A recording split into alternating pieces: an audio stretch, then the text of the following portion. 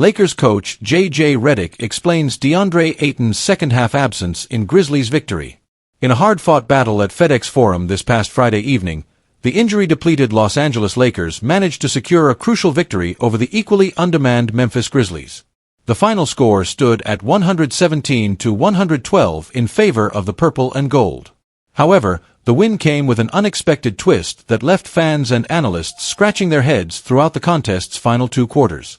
The Lakers' newly acquired starting center, DeAndre Ayton, mysteriously vanished from the court after halftime, spending the entire third and fourth quarters away from the action.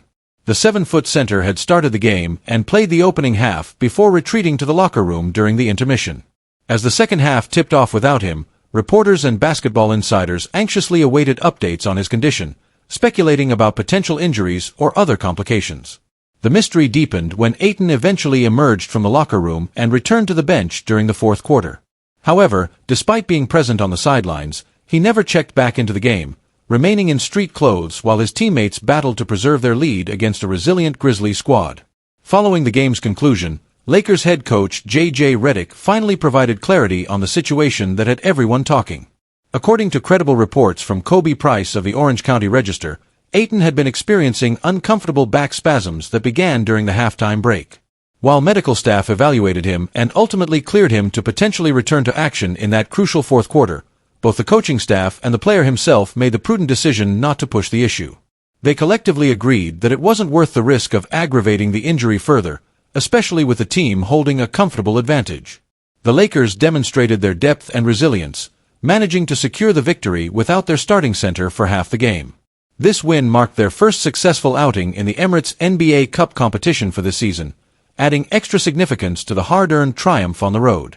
In Ayton's extended absence, backup center Jackson Hayes shouldered the additional responsibility, logging 23 minutes and 31 seconds of playing time. While his statistical output wasn't overwhelming, just 2 points on 1 of 2 shooting from the floor, Hayes contributed in other meaningful ways. He pulled down 7 rebounds, distributed 5 assists to teammates, and swatted away 1 shot on the defensive end, providing the steady veteran presence the Lakers needed during crunch time. Before his premature exit, Aton had posted modest numbers, finishing with 9 points on an efficient 4 of 6 shooting from the field and converting his only free throw attempt.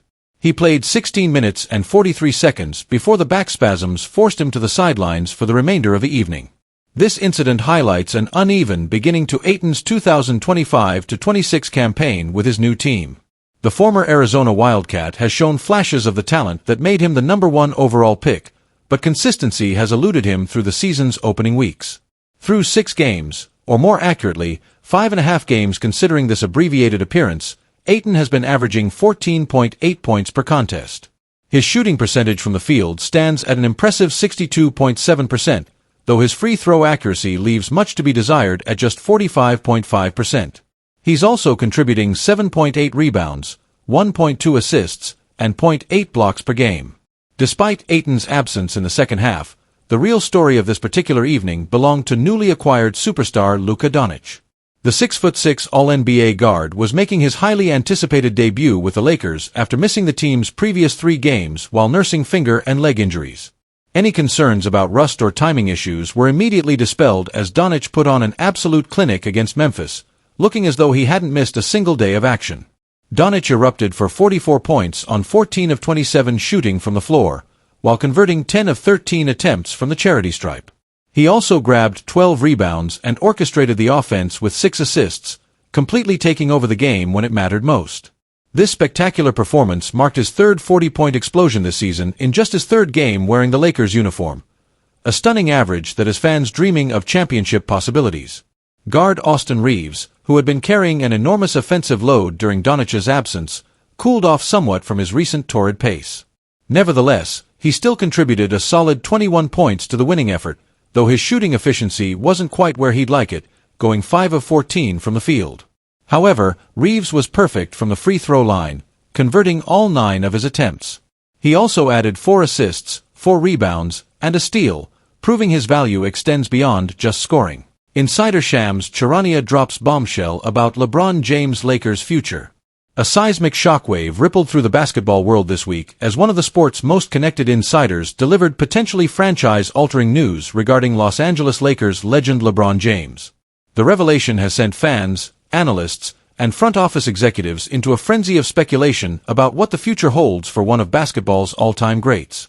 During an appearance on the popular podcast Flagrant Army, hosted by comedians Andrew Schultz, Akash Singh, Mark Gagnon, and Alex Media, ESPN's premier insider Shams Charania dropped a verbal bombshell that nobody saw coming. Charania strongly suggested that the 21-time All-Star power forward might be exploring options to leave Los Angeles before this season reaches its conclusion, potentially via a trade that would require his approval due to the no-trade clause built into his current contract. Charania's exact words carried significant weight and left little room for misinterpretation. "We still don't know where LeBron is going to be," the insider stated matter-of-factly. "Is he going to finish his career with the Lakers, or is he going to be somewhere else? I think it's very much up in the air right now. I'm not sure that he knows exactly how the end is going to play out. Could it be with the Lakers? Sure, absolutely, but he's a free agent at the end of this season. So if he's going to continue playing basketball, there's clearly a legitimate chance he winds up somewhere else entirely." This revelation is particularly stunning given LeBron's current contract situation with the Lakers. After failing to reach an agreement on a new long-term deal during the summer months, James now finds himself playing on an expiring contract worth $52.6 million for the current season. This creates a scenario where both the player and the organization face enormous pressure to make critical decisions about their shared future before the trade deadline or free agency period arrives. The situation becomes even more complex when considering James' current physical condition and age. At 40 years old, the 6'9" superstar holds the distinction of being the league's oldest active player.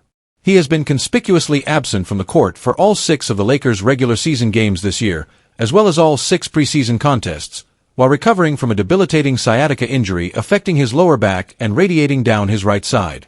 This nerve condition has proven notoriously difficult to manage and raises questions about his long-term durability. However, those who might question whether Father Time has finally caught up with the King need only look at his performance during the 2023-24 regular season. In the 70 games where he remained healthy enough to suit up, James proved emphatically that he still possesses elite-level abilities. He averaged an impressive 24.4 points per game while shooting 51.3% from the field, 37.6% from beyond the three-point arc, and 78.2% from the free throw line. He also contributed 8.2 assists, 7.8 rebounds, 1 steal, and 0.6 blocks per contest, demonstrating that his all-around game remains virtually intact despite his advanced age. Perhaps the most intriguing aspect of this developing situation involves LeBron's shifting role within the Lakers' organizational hierarchy. For the first time in his illustrious career, James finds himself in unfamiliar territory. He's no longer unquestionably the most important piece of his team's future plans. The arrival of 26-year-old phenom Luka Doncic, who earned All-NBA first-team honors, has fundamentally altered the franchise's pecking order and long-term strategic thinking.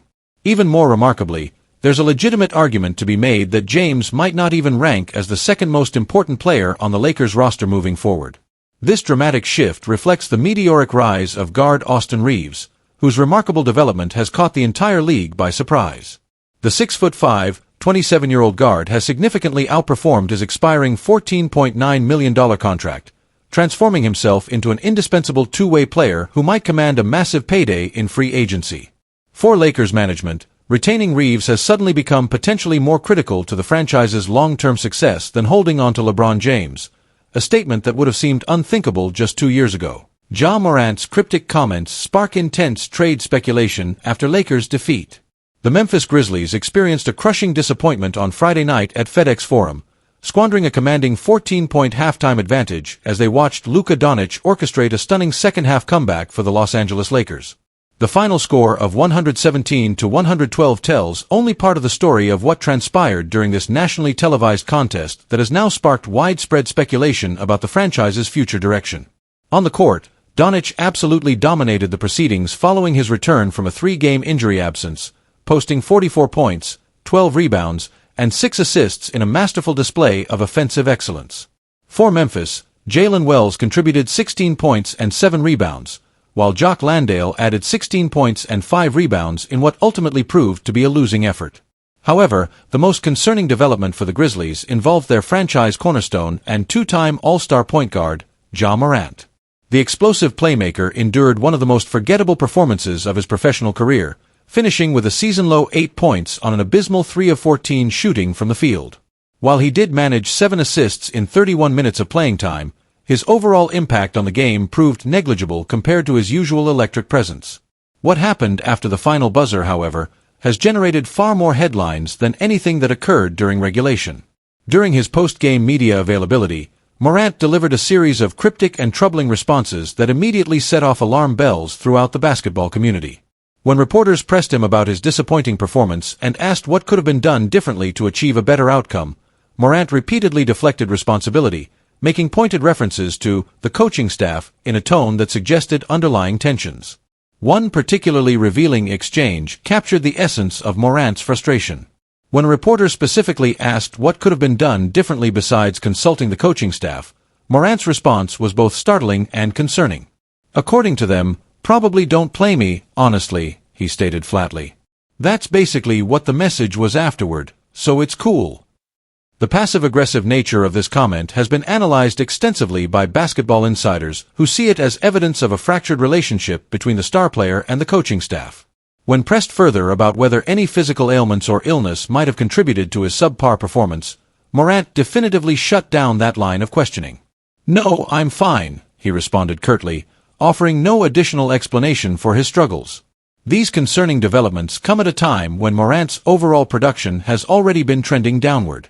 Through the first 6 games of the 2025-26 season, he's averaging 20.8 points, 6.7 assists, 3.3 rebounds, and 1 steal in 28.5 minutes per contest.